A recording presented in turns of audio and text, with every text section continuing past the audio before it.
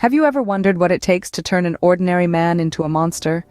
Today we unravel the chilling tale of Ed Gein, a seemingly average individual whose deeds cast a long, dark shadow over the small town of Plainfield, Wisconsin. His story is not for the faint-hearted, a tale of terror that blurs the line between reality and the most gruesome of nightmares. So brace yourself as we step over the threshold of normality and delve into the life of Ed Gein, the man who lived amongst the dead. Born Edward Theodore Gein in 1906, his life was marred by tragedy from the start. Nestled in the heartland of Wisconsin, the Gein family were isolated, their lives shaded by the overbearing presence of Augusta, Ed's mother. She was a domineering figure, a fervent believer in the fire and brimstone teachings of her faith. Ed and his older brother Henry were subjected to her daily sermons about the inherent sinfulness of the world, the immorality of women, and the necessity of leading an ascetic life. Augusta's iron fist rule, paired with the isolation of their homestead, left little room for the brothers to experience the world beyond their mother's harsh doctrine. But, as with any story, there were twists and turns. In the mid-20s, the Gein family was struck by loss. George Gein, Ed's father, succumbed to his battle with alcoholism. Yet the true blow came later, when Henry, the older Gein sibling, died in a mysterious brush fire. Some speculate that Ed might have played a role in the strange circumstances of his brother's death. With these tragedies, Ed was left alone with Augusta. His world became even smaller, his reality even more shaped by the whims and beliefs of his mother. When Augusta passed away in 1945, Ed was left completely alone. An adult man, yet trapped in an infantile state of dependence, with no family left to turn to, and a world he was taught to fear and despise. This stark isolation, the loss of all family members, and the overwhelming influence of a domineering mother created a perfect storm. A storm that was brewing within the quiet, unassuming man known as Ed Gein. A storm that would soon engulf the small town of Plainfield, Wisconsin, in a chilling wave of horror and disbelief. It was these early years that laid the foundation for the horror that was to come. With the death of his mother, Gein was left alone in a world he barely understood. This was a world that demanded social interactions, compassion, and empathy, all of which were foreign concepts to him. Bereft of the only person he had ever been close to, Gein found himself adrift in a sea of loneliness and confusion. His isolation was not just physical, confined to the dilapidated farmhouse he called home, but also mental. His mind became a breeding ground for dark obsessions.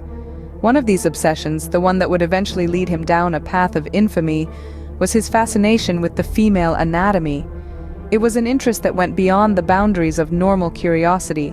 It was an obsession that pushed him to the edges of sanity and decency.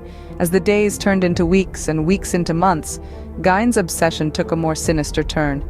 He began to rob graves, driven by an insatiable desire to understand the female form. These nocturnal excursions were not just a means to an end, but a way for him to feel a perverse sense of companionship with the dead. It was during this period of intense isolation that Gein's world started to warp and twist. Reality and fantasy intermingled in his mind until they became indistinguishable. The line between the living and the dead began to blur for Gein. His actions would soon send shockwaves across the nation, forever imprinting his name in the annals of true crime. The quiet town of Plainfield, Wisconsin, was about to face a nightmare beyond comprehension. Imagine a place where everyone knows their neighbors, and the life is as predictable as the sunrise. That was Plainfield, until the day Bernice Warden disappeared. Bernice, a well-respected store owner, was last seen on the morning of November 16, 1957. When she didn't return home, the town was gripped with a chilling sense of unease.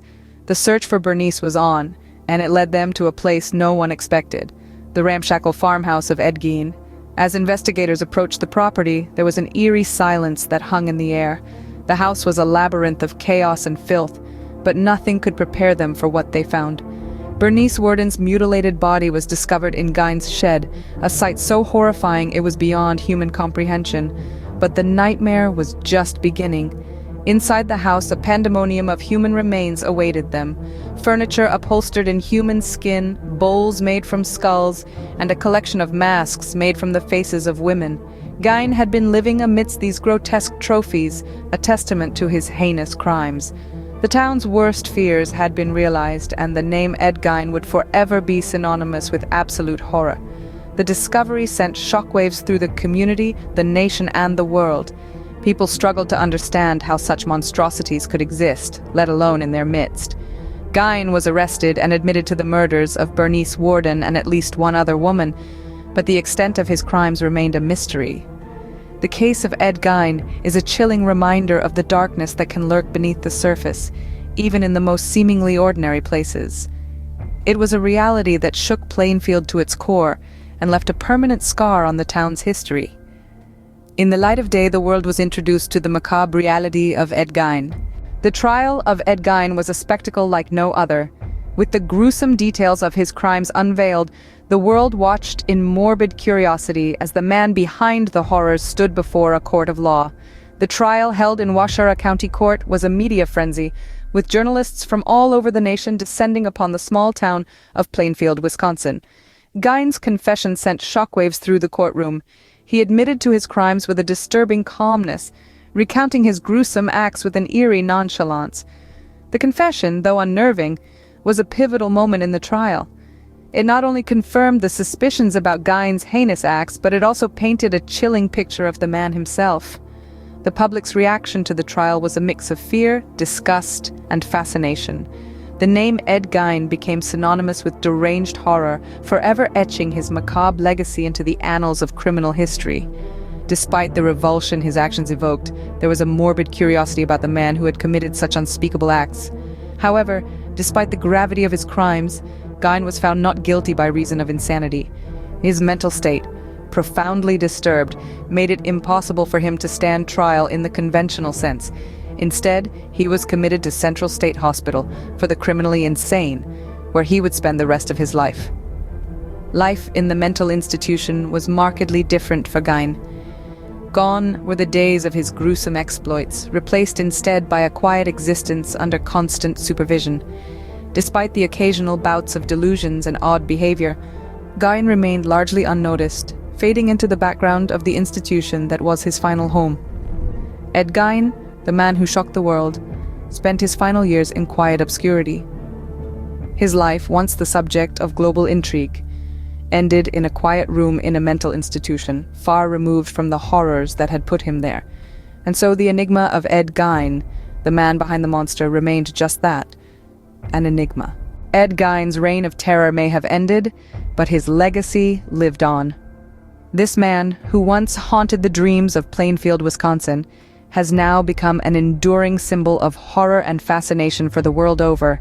His story, as gruesome as it is, has found its way into the very fabric of our popular culture, influencing some of the most iconic horror films of the 20th century. Let's take a moment to delve into this influence. It's impossible to discuss Gein's impact on the silver screen without mentioning Alfred Hitchcock's 1960 masterpiece, Psycho.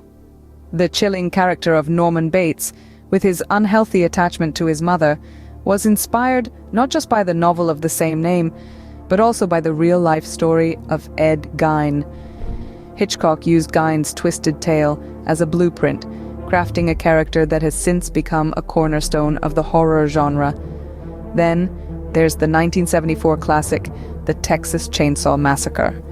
While the chainsaw-wielding Leatherface may not appear to have much in common with Gein at first glance, the inspiration becomes clearer when we delve into the film's backstory. The macabre collection of human body parts, the isolated rural setting, and the deranged family dynamic all echo the chilling details of Gein's crimes. And the influence doesn't stop there. Elements of Gein's story can be found in countless other films, books, and even music, serving as a stark reminder of the depths to which the human psyche can sink. Despite the horror of his deeds, or perhaps because of it, Gein's story continues to captivate. It's a grim reflection of our fascination with the macabre, a fascination that has allowed his legacy to endure long after his death. Ed Gein, a name that was once just a whisper in a small town, has now become a chilling symbol of the darkness that can lurk within the human mind.